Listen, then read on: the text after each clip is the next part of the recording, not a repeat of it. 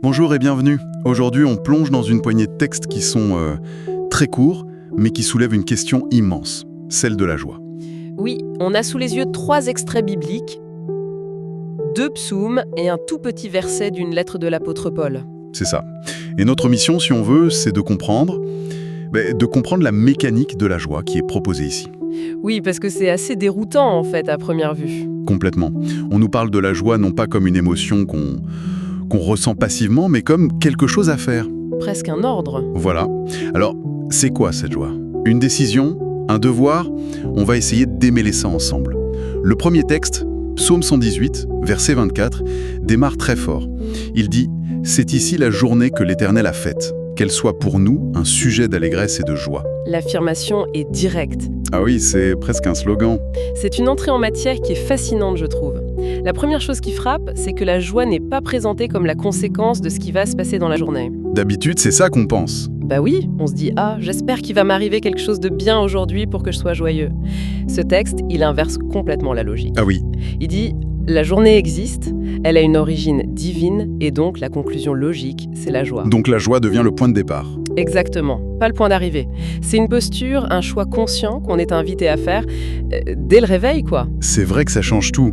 C'est comme décider de la couleur de la journée avant même d'y être vraiment entré. Mais honnêtement, ça me pose question. Ah, Si la journée s'annonce objectivement terrible, je sais pas, un rendez-vous stressant, une mauvaise nouvelle, la pluie qui tombe, est-ce que cette affirmation ne devient pas une sorte de déni? une méthode couée un peu naïve. Voilà, c'est ça. Se dire « soyons joyeux quand tout va mal », c'est pas une forme de positivité un peu toxique? C'est la question cruciale. Et je pense que le texte y répond de manière assez subtile. Il n'invite pas à ignorer la réalité. Il ne dit pas « faites semblant que les difficultés n'existent pas ». D'accord? Il propose de superposer une autre réalité, une réalité plus fondamentale. La source de la joie ici, c'est pas le contenu de la journée. Le soleil, la bonne nouvelle. Voilà, c'est son contenant, la journée elle-même et son origine. C'est une invitation à se dire, quoi qu'il arrive aujourd'hui, de bon comme de mauvais, le cadre même dans lequel ça se déroule a une valeur intrinsèque. La joie ici, c'est pas l'absence de tristesse, c'est plutôt une ancre. Une ancre? Oui, un bateau peut être secoué par les vagues en surface, mais s'il est bien ancré, il tient bon. Cette affirmation, c'est une tentative de jeter l'ancre dans une réalité plus profonde que les circonstances. J'aime bien l'image de l'encre, c'est parlant. Donc, ce n'est pas une émotion fragile qui disparaît au premier problème, Non, mais une fondation. On ne nie pas les vagues, mais on s'appuie sur quelque chose de stable qui est sous la surface. c'est une décision qui vise à structurer notre perception, oui. Mais je me demande, une décision comme ça, prise à 8 heures du matin, est-ce qu'elle peut vraiment tenir jusqu'à 20 heures? C'est difficile. Face à une accumulation de frustration, de stress, est-ce que cette seule ancre est suffisante? J'ai l'impression que ça demande une énergie folle pour maintenir cette posture. Vous mettez le doigt sur la limite de ce premier texte, s'il est pris isolément. Il nous donne l'impulsion de départ, le kick-off de la journée, si on veut. D'accord. Mais il ne nous dit pas comment tenir la distance. Une décision, c'est puissant, mais c'est aussi fragile. Et c'est justement là que le deuxième texte, celui des Philippiens, vient ajouter une dimension. Complètement différente, oui, et encore plus radicale. Tout à fait. Cette phrase de Philippiens 4.4, elle est presque violente dans sa simplicité. Réjouissez-vous toujours dans le Seigneur, je le répète, réjouissez-vous. C'est intense. On n'est plus du tout dans l'invitation poétique du psaume, là. C'est un ordre, un impératif. Et la répétition. Oui, je le répète. C'est comme s'il nous attrapait par le col en disant « Vous n'avez pas compris, c'est vital !» Et ce mot « toujours », ça dépasse la simple journée, c'est tout le temps, sans condition. Là, pour moi, on atteint un seuil d'incompréhension. Comment est-ce qu'on peut commander un sentiment? C'est la réaction la plus naturelle, hein. On ne peut pas décider sur commande de tomber amoureux ou d'arrêter d'être triste. Ça semble psychologiquement impossible. On est d'accord. Et si le texte disait simplement « Réjouissez-vous toujours », ce serait en effet une injonction absurde et même cruelle. Oui? Mais il y a 2 mots qui changent absolument tout. Lesquels? Dans le Seigneur. Ces mots sont la clé de voûte de tout l'édifice. D'accord, mais concrètement, qu'est-ce que ça change? Ça déplace complètement la source de la joie. L'auteur, Paul, ne dit pas « Puisez en vous-même la force d'être joyeux ». Ni « Regardez vos réussites ». Non.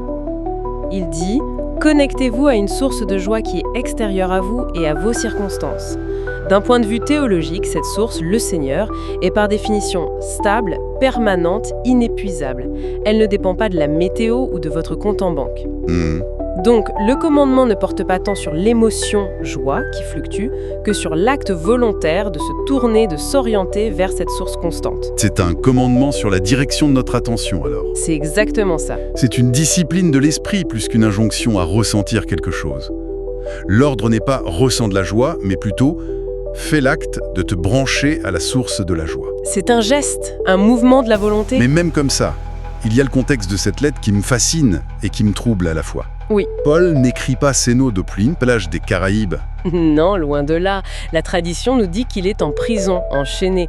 Il attend un procès qui pourrait le condamner à mort. C'est fou. C'est ça qui donne une profondeur vertigineuse à cette phrase. Un homme privé de liberté, dans des conditions terribles, qui non seulement prétend vivre cette joie, mais qui en plus se permet de la commander aux autres. Ça prouve que la joie dont il parle n'a absolument rien à voir avec le bonheur, le confort, le plaisir matériel. Rien. C'est une force, une résilience spirituelle qui opère non pas en l'absence de souffrance, Mais au milieu, mais au milieu de la souffrance. Elle ne nie pas la douleur des chaînes, mais elle affirme que quelque chose d'autre de plus puissant est aussi présent et accessible.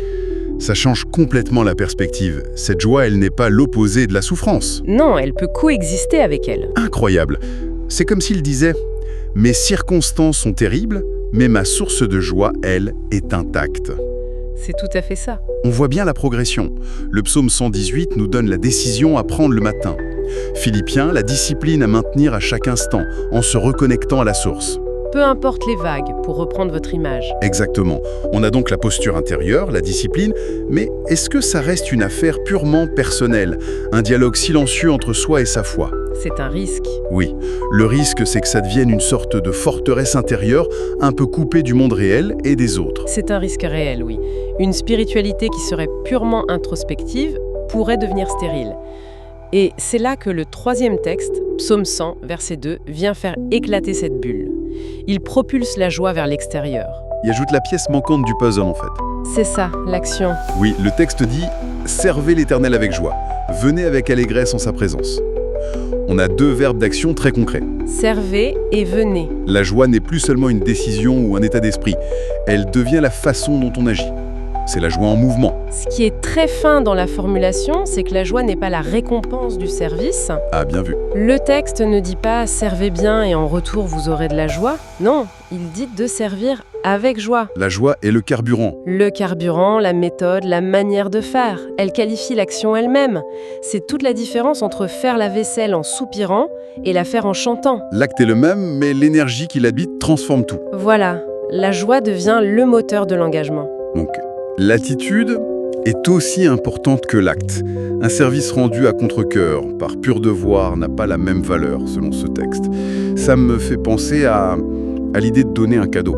Oui, bien sûr. On peut le tendre du bout des doigts, le regard fuyant, ou on peut l'offrir avec un grand sourire, les yeux pétillants. Le cadeau est le même, mais L'un transmet une obligation, l'autre transmet de l'amour. c'est ça.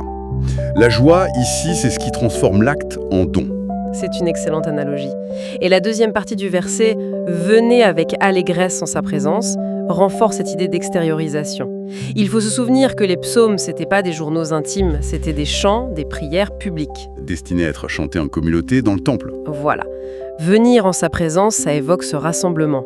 La joie n'est plus une discipline solitaire, elle devient une célébration collective. Visible, audible. Une joie qui se partage et qui crée du lien, qui se manifeste dans le chant, la fête, elle devient contagieuse.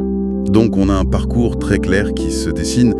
Ça part d'un acte de la volonté, très personnel, au fond de soi. La décision du matin, psaume 118. Puis ça se prolonge par une discipline de l'attention, une réorientation constante vers cette source stable. Philippiens 4. Et ça aboutit, ça s'accomplit dans une expression concrète tournée vers les autres. Le service et la célébration, psaume 100. C'est un écosystème complet de la joie en fait. C'est exactement ça. Ces trois textes mis ensemble décrivent la joie non pas comme une étincelle qu'on attend passivement, mais comme un feu. Un feu? Oui, un feu qu'on choisit d'allumer chaque matin, qu'on entretient en permanence en le nourrissant à sa source et qui, inévitablement, finit par produire de la chaleur et de la lumière pour soi et pour les autres. À travers nos actions. Oui. Alors, que retenir de cette plongée?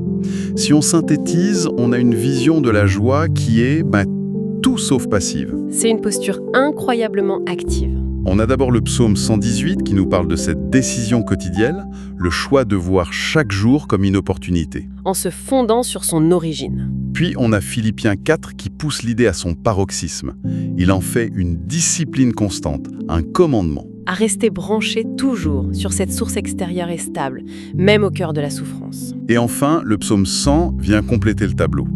Il montre que cette joie intérieure, elle n'est pas faite pour être gardée. Non, elle doit s'exprimer, s'incarner dans des actions concrètes, le service envers les autres et la célébration en communauté. C'est un passage de l'intention à l'action. Absolument. La grande idée qui se dégage, c'est que la joie, dans ce contexte, est moins une émotion qu'on subit. Qu'une compétence qu'on développe. C'est ça, une discipline qui se pratique. Elle devient la cause de notre bien-être, et non plus seulement sa conséquence. C'est une perspective qui change complètement la donne. Oui, Ça suggère que la joie n'est pas quelque chose que l'on trouve, mais quelque chose que l'on construit. tout à fait. Et ça nous laisse avec une question pour la route. Si la joie est un choix délibéré, voire un commandement, et qu'elle peut coexister avec la souffrance, quelle différence fondamentale ça établit avec le bonheur, qu'on définit souvent comme une simple réaction à des événements positifs? Et une joie commandée, est-ce qu'elle peut vraiment être authentique? Comment elle s'articule avec les moments de deuil, de tristesse, de colère, qui sont une part inévitable de la vie? La question reste ouverte,